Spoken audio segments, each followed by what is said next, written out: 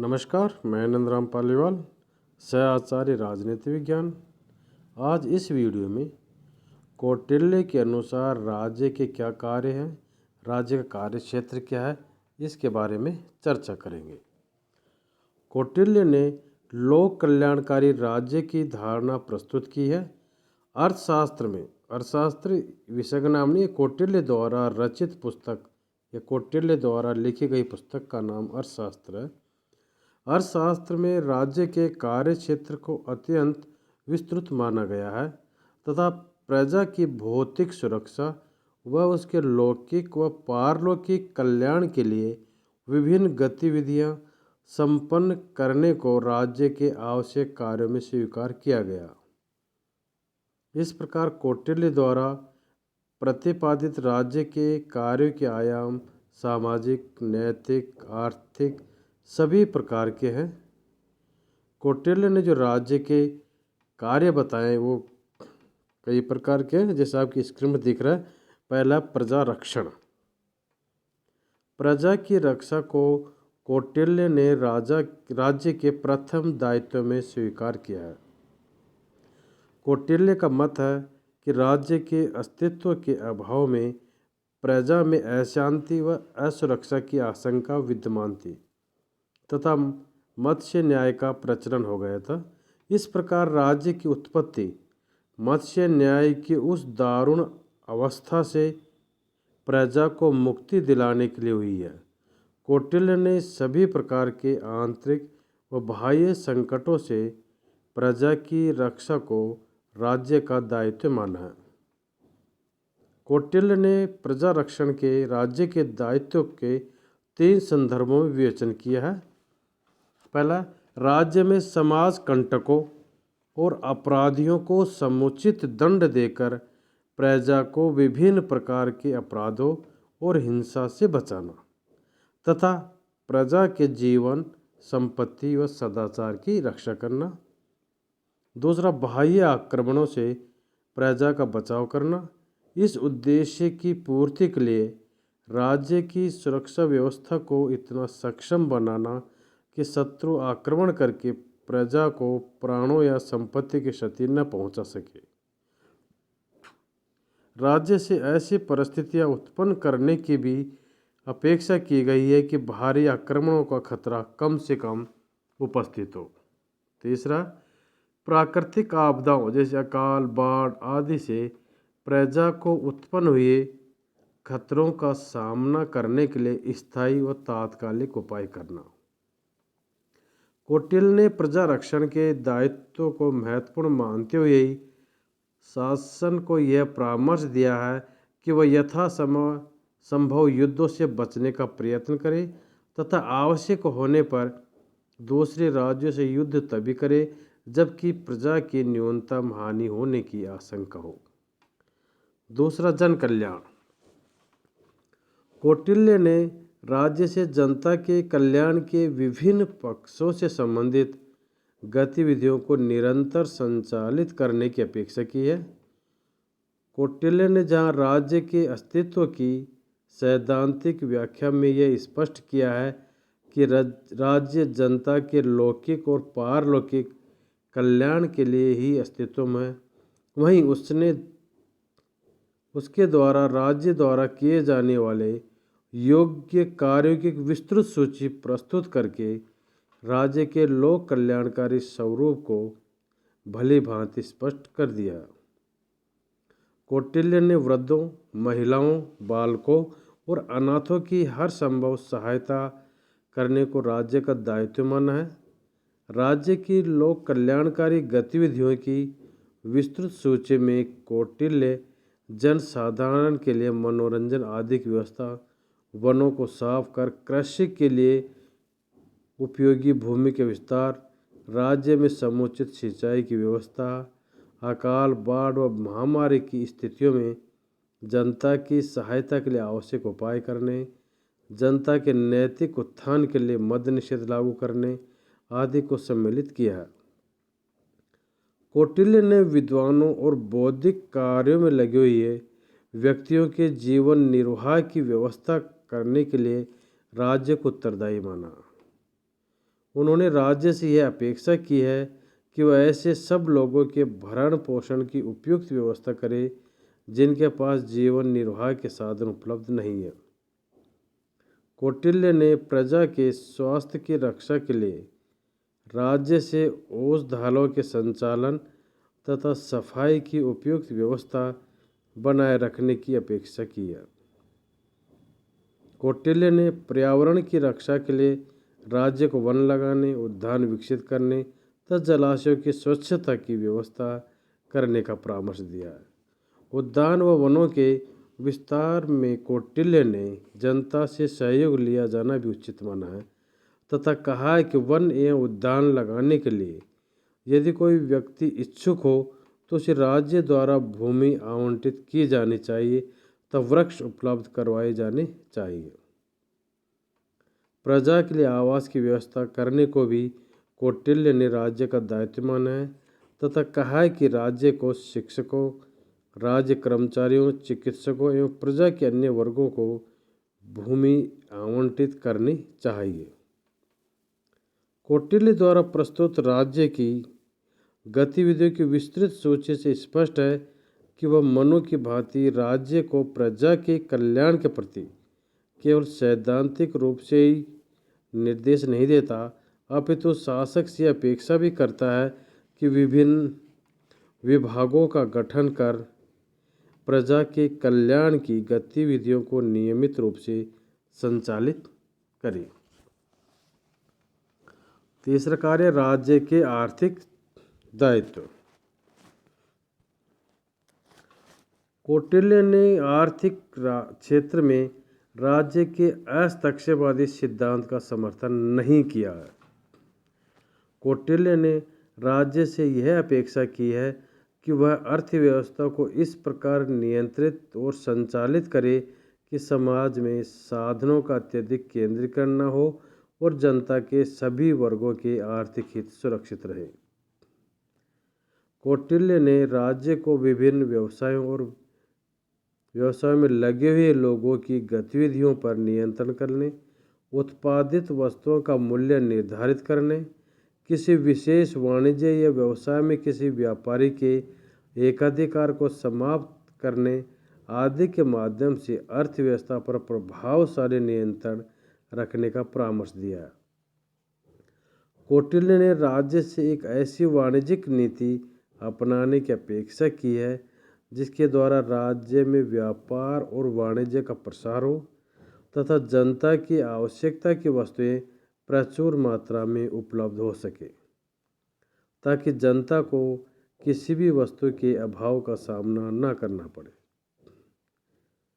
कौटिल्य ने राजा से ऐसी कर व्यवस्था अपनाने की अपेक्षा की है जिससे कि व्यापारियों में उत्पादन की प्रेरणा भी बनी रहे तथा वे अनुचित लाभ भी प्राप्त नहीं कर सके।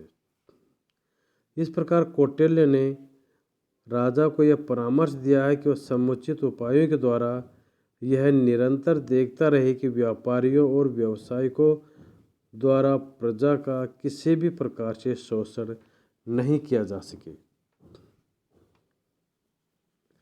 कौटिल्य ने कृषि की उन्नति और कृषकों की दशा में सुधार को राज्य का दायित्व माना है। कौटिल्य के अनुसार राज्य को सिंचाई की समुचित व्यवस्था करनी चाहिए तथा कृषकों की आवश्यकता के अनुसार उन्हें पशु, बीज, धन आदि की सहायता प्रदान करने के लिए प्रयत्न करना चाहिए। कृषि भूमि पर स्वामित्व के संबंध में कौटिल्य का दृष्टिकोण प्रगतिशील है। कौटिल्य की मान्यता है कि कृषि भूमि पर स्वामित्व उस व्यक्ति का होना चाहिए जो स्वयं खेती करता है। कौटिल्य ने कहा है कि जो व्यक्ति स्वयं खेती न करे या अन्य किसी से खेती कराए उससे राज्य को भूमि छीन कर ऐसे भूमिहीनों में बांट देनी चाहिए जो स्वयं खेती कर सकते हैं। नंबर 4 पर न्याय व्यवस्था का संचालन। कौटिल्य ने न्याय को राज्य का अनिवार्य दायित्व माना। कौटिल्य के अनुसार राज्य की उत्पत्ति ही मत्स्य न्याय के स्थान पर औचित्य और नैतिकता के आधार पर न्याय की स्थापना के लिए हुई है। कौटिल्य ने अरस्तु की भांति न्याय के दो पक्ष स्वीकार किए, विवरणात्मक न्याय और दूसरा सुधारात्मक न्याय। विवरणात्मक न्याय कौटिल्य के मत में राज्य का सकारात्मक दायित्व है। इस दायित्व की पूर्ति के द्वारा राज्य यह सुनिश्चित करता है कि प्रजा का कोई भी वर्ग अभावग्रस्त नहीं हो तथा समाज में साधनों का विवरण न्याय और औचित्य के सिद्धांतों के अनुसार हो। दूसरा सुधारात्मक न्याय। सुधारात्मक न्याय के अंतर्गत कौटिल्य ने राज्य पर यह दायित्व डाला है कि कानूनों के उल्लंघन द्वारा प्रजा के अधिकारों का अतिक्रमण करने वाले व्यक्तियों को समुचित दंड देकर तथा प्रजा के विभिन्न वर्गों के मध्य किसी अधिकार के प्रश्न पर मतभेद या विवाद हो जाने पर उसका समुचित निपटारा करके प्रजा के अधिकारों को सुरक्षा प्रदान करें। कौटिल्य ने राज्य से न्यायपालिका को संगठित स्वरूप प्रदान करने की अपेक्षा की है तथा ये व्यक्त किया है कि न्यायिक कार्य का संपादन स्थापित विधि और प्रक्रिया के अनुसार किया जाना उचित है।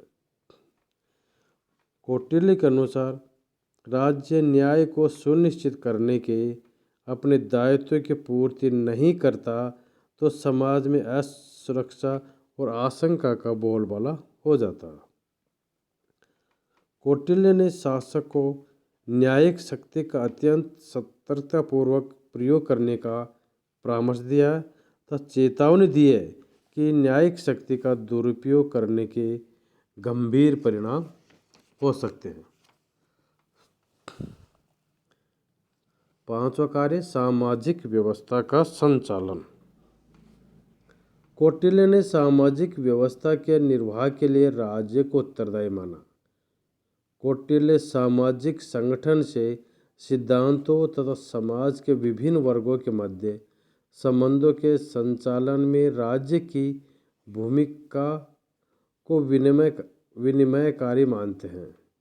कौटिल्य ने राज्य पर यह सुनिश्चित करने का दायित्व डाला है कि सामाजिक व्यवस्था का निर्वाह वेदों और शास्त्रों में स्वीकृत वर्ण व वर्ण व्यवस्था के अनुरूप हो। किंतु कौटिल्य ने राज्य को सामाजिक व्यवस्था के संदर्भ में नियमों का प्रतिपादन करने अथवा विभिन्न वर्गों के कर्तव्यों की अपनी इच्छा से व्याख्या करने की शक्ति प्रदान नहीं की है। कौटिल्य ने राजा से यह सुनिश्चित करने की अपेक्षा की है कि विभिन्न वर्णों के सदस्य और विभिन्न आश्रमों में स्थित व्यक्ति अपने कर्तव्य और मर्यादाओं का पालन करते रहें। किंतु उसने शासक को स्पष्ट परामर्श दिया है कि वह व्यक्तियों द्वारा उनके कर्तव्य पालन और अपने धर्मों के निर्वाह में अनावश्यक हस्तक्षेप नहीं करे। सामाजिक जीवन के विभिन्न पक्षों तथा विभिन्न वर्णों के आपसी संबंधों तथा विवाह आदि को कौटिल्य ने राज्य की विधि द्वारा विनियमित और संचालित किया जाना आवश्यक माना है। यही कारण है कि कौटिल्य ने अर्थशास्त्र में विवाह, धर्म, स्त्री और पुरुषों के पारस्परिक कर्तव्य आदि पर विस्तार से प्रकाश डाला। अगला प्रशासनिक प्रणाली का निर्वाह। कौटिल्य की मान्यता है कि राज्य अपने व्यापक दायित्वों की पूर्ति तभी कर सकता है जबकि वह एक सक्षम प्रशासनिक प्रणाली की स्थापना करे। कौटिल्य ने राज्य से विवेक सम्मत और व्यवहारिक आधारों पर विभिन्न विभागों का संगठन करने तथा उचित संख्या में सुयोग्य अधिकारियों व कर्मचारियों की नियुक्ति करने की अपेक्षा की है।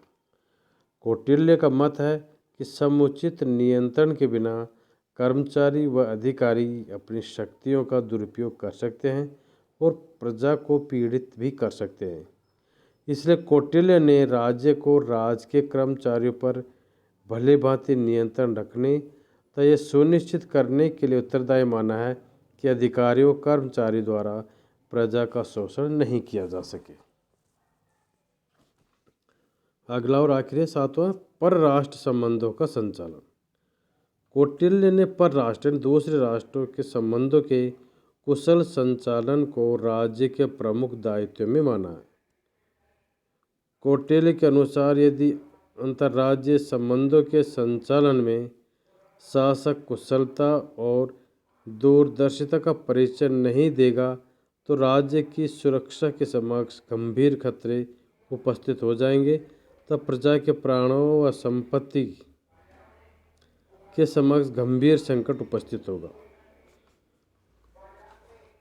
कौटिल्य ने शासक को परामर्श दिया है कि वह अंतर्राज्यीय संबंधों में युद्ध या शांति का निर्णय सदैव इस बात को ध्यान में रखते हुए करे कि प्रजा का कल्याण और उसकी सुरक्षा ही सर्वोपरि है। इसी कारण कौटिल्य ने राजा को परामर्श दिया है कि वह अनावश्यक युद्धों से बचने का प्रयत्न करे, क्योंकि युद्ध में प्रजा को हानि की आशंका होती है। राज्य के कार्य क्षेत्र के संबंध में किए गए उपरोक्त विवेचन से स्पष्ट हो जाता है कि कौटिल्य का राज्य एक हस्तक्षेपादी राज्य नहीं है। कौटिल्य का राज्य अनिवार्य रूप से एक लोक कल्याणकारी राज्य है जो सैद्धांतिक रूप से प्रजा के कल्याण के प्रति समर्पित है।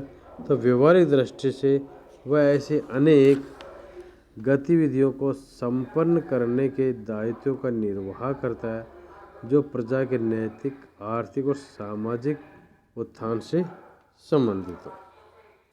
धन्यवाद।